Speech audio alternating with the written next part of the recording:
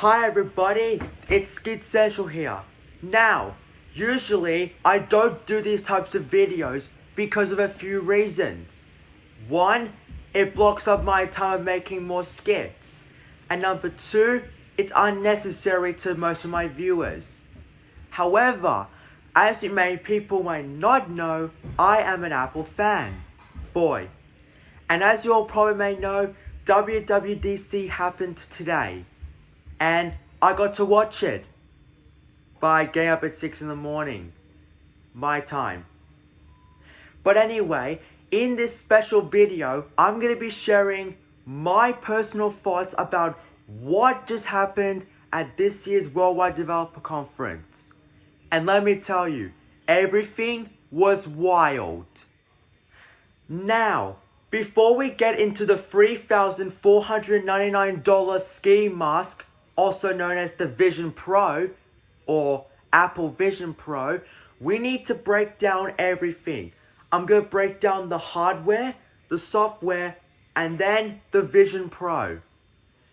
But we're a little bit short on time, so I'm going to do this. I'm going to break it down to my 3 favorite features from all the software, including the hardware and the Vision Pro.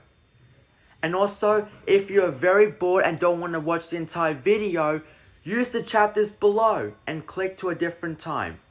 We're going to go through iOS, iPadOS, macOS, tvOS, watchOS, hardware, audios and home improvements, and the Vision Pro. But let's begin.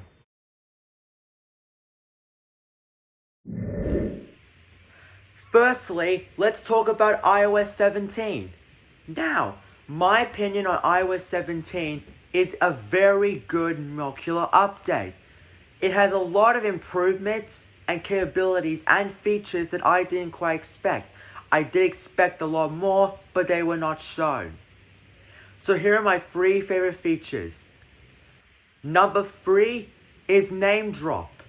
So Name Drop is exactly the same as Samsung's S-Beam, introduced with the GS3 back in 2012? Is that right? So what happens is, you bring up 2 phones and you hover it over and it shows your contact card, making it easy to tap in to your contacts without just pressing on the numbers and stuff. I think it's nice. Speaking of contact cards, my second favorite feature is the new contact posters in the phone app. Now, to be honest, I kind of thought that the phone app was like the leastly popular thing that people daily use. People kind of use FaceTime for video calling, but people also use the phone app to call. So I was shocked that this received a big update. With custom posters, it's exactly the same as last year's customizable lock screen. You can use a photo and emoji, and you can customize the background and the font. But my favorite feature for iOS 17 is Standby. Standby brings back the landscape mode, but incredibly different. It shows the time, and you can swipe over to relive photos. And you can place widgets. And when it's time to charge, it goes into dark mode, which is the same implement for the Apple Watch Ultra's night mode, which we'll get into the Apple Watch later. So altogether, these 3 features are pretty good and is a great update. There's just one problem. If you have an iPhone 8 or iPhone 10, time's up. You need to upgrade, or well, you're stuck with the software. Anyway, that's iOS done. Next up is iPadOS.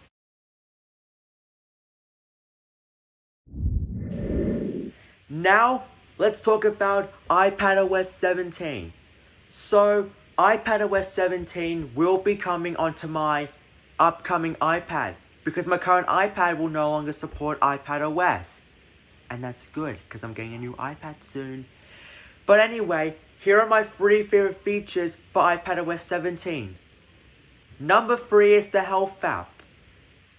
Okay, Health app on iPad. That's pretty interesting. And now you can use your iPad, iPhone, and Apple Watch to share health all together. I think it's pretty nice. Because now, when my phone is dead sometimes, I can use my iPad to add stuff from my Apple Watch. Or just a little bit of stuff I can add, like miscalculate sleep, or check on my activity rings or ECGs.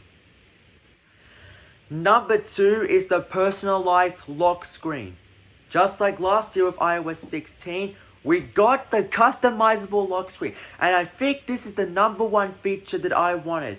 I knew that because when Apple introduced widgets and the app library on iOS 14, it came to iPadOS 15. Then last year, the personalized lock screen was on iOS 16. And now the personalized lock screen is on iOS 17. iPadOS 17. I mean, it is probably the same, but there's a new kaleidoscope feature. And the astronomy is like so freaking cool. I mean, I could have Neptune and Uranus, or which one of them, on the lock screen. And along with that, you can put widgets. And now the widgets are on the left side of the iPad. And I thought they were just going to be below the time, like on iPhone. But that's to block out the display. And also, live activities is coming to iPad. So, yay! And the good news is, just like Apple Watch, we got multiple timers. And now, the number 1 feature is interactive widgets. I mean, interactive widgets, I believe, was the number 1 request for iOS and iPadOS, and we finally got them. Which means no longer holding and pressing. This is going to be so good. Whether I'm doing reminders, checking in with my calendar, or just listening along. I think that live activities, the widgets, and the new lock screen, along with health, are good features for iPadOS 17. And now, we're moving on to macOS.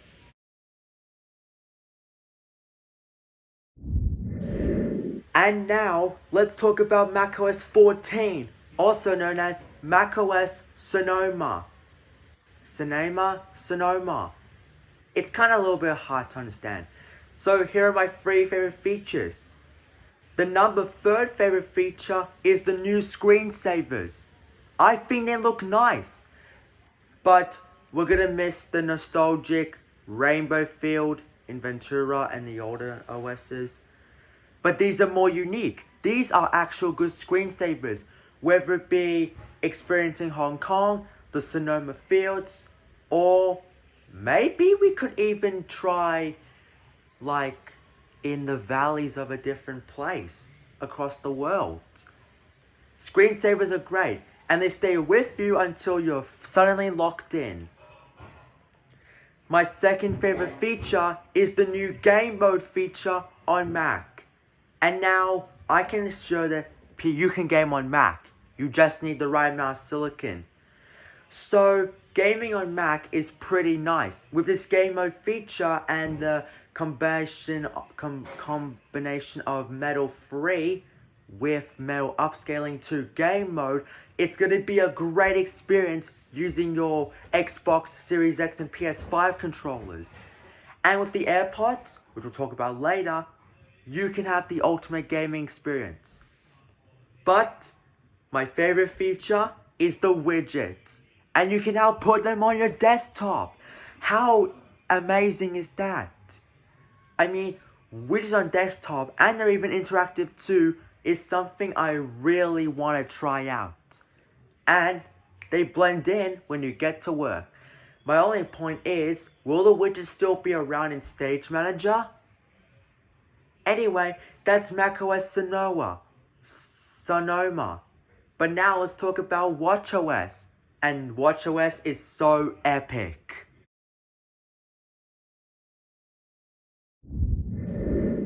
So now we're up to watchOS 10. Now watchOS 10 is by far one of my most favorite OS updates ever. But it's all about marking the 10th anniversary of the watchOS. So here are my 3 favorite features. My third favorite feature is the all-new mental and vision health. For mental health, if the new mindfulness, I think it's pretty cool. And I think someone or a lot of people should have this handy if they're going through a little bit of a stress. But I don't feel stressed sometimes. I mean, I do feel stressed when people ask me when these videos come out. But I think it's necessary to have that. That way I can be a little bit calm and express my mental health. And the same goes for vision. Because I think it'll come in handy for children. Because if I get too close, I might have eye problems. Which I do sometimes. But mental and vision health are very good to keep in mind. My second favorite feature is the Smart Stack, which I like to call the Smart Widget Stack. I mean, what happens is if you, I don't have the OS, but if you scroll, you can see the Smart Stack on like your iPhone and your iPad. Maybe the Mac, is that correct? Maybe the Mac. But Smart Stack is very good. I'll be showing you guys about it in an upcoming video, as well as iOS and iPadOS.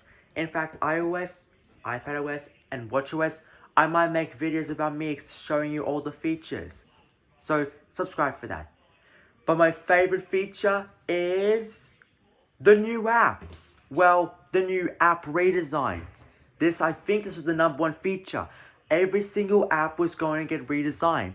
And I actually really like them.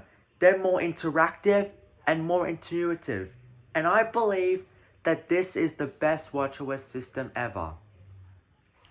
Now we're going to talk about the audio, home, and TV. We're running out of time, so we're just going to keep on going. Now I'll talk about the audio, home, and tvOS.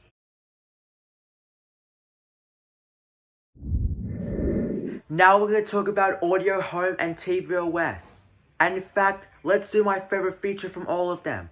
So for audio, I kind of like the adaptive audio for the AirPods. It kind of blends in the adaptive transparency on the new AirPods Pro, which it's the only device that supports it. Not even my AirPods because of the adaptive transparency. So adaptive audio and personalized volume are very great. I think they'll come in mind if you're walking with jackhammers and a loud marching band. As for the home, I'm very glad that AirPlay is coming to hotel rooms.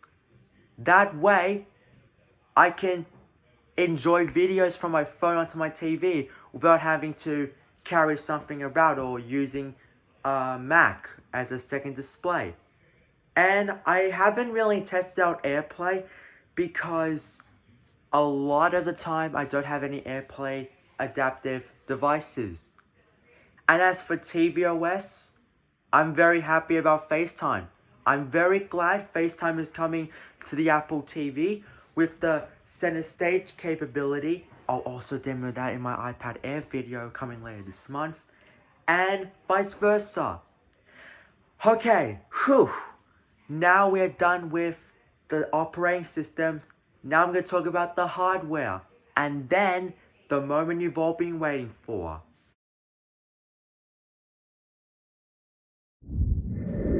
Now time for the hardware. So Apple revealed 3 new Macs. The new Mac Studio, the Mac Pro, and the 15-inch MacBook Air. Let's start off the Mac Pro. I am very happy that we are finally getting rid of the Intel Mac Pro and focusing on the M2 Ultra. Yes, I know the specs are a little bit less compared to it. Like, instead of 1.5 terabytes of RAM, it's now 192 gigabytes of RAM, but it's unified, so it's more faster. And to be honest, I actually kind of wish for a smaller size. Instead of this big, I kind of focus for like this size. But it's all about the PCI expansion. And you can play 22 streams of 8K recording. And as for the price, it has increased. In the United States, it went from $6,000 to $7,000. And here in Australia, it went from $10,000 to 12,000. As for the Mac Studio, it's one of my favorite computers, and I'm very glad that it gets the M2 Max and the M2 Ultra, which are going to be mind-blowing for people who are going to use it. And the best news is, you can now connect 6 Pro Display XDRs and an 8K TV. Or maybe you could put 5 displays and maybe an 8K TV. But again, the Mac Studio is a great Mac computer. And as for the 15-inch MacBook Air, it's very big. I kind of wish for 20-hour battery life. The M2 chip is powerful, and I like the starlight finish. Well, I kind of like midnight, even though it gets oily, but I do like midnight. Alright, there's only one thing left to talk about.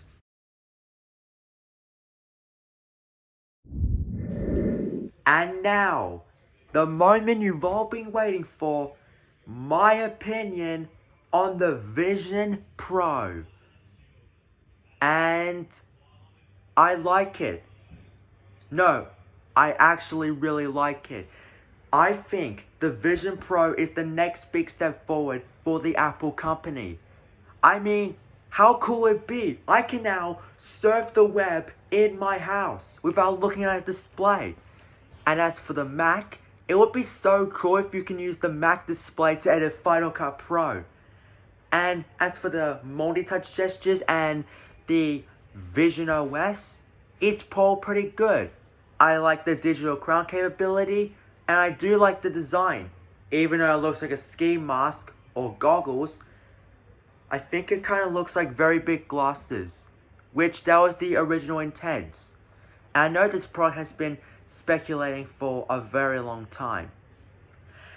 So, and the price is about $3,500 USD, and the sad news is it's coming out January next year or early next year, which kind of sucks, but the wait will be worth it, and the price is definitely worth it if you're going to experience something new. Well, that is all we have to talk about this year's WWDC. And also, 2 more announcements. On Friday, the highly requested Day in the Life of Skid Central will be uploaded. I'm going to start working on it as soon as tomorrow.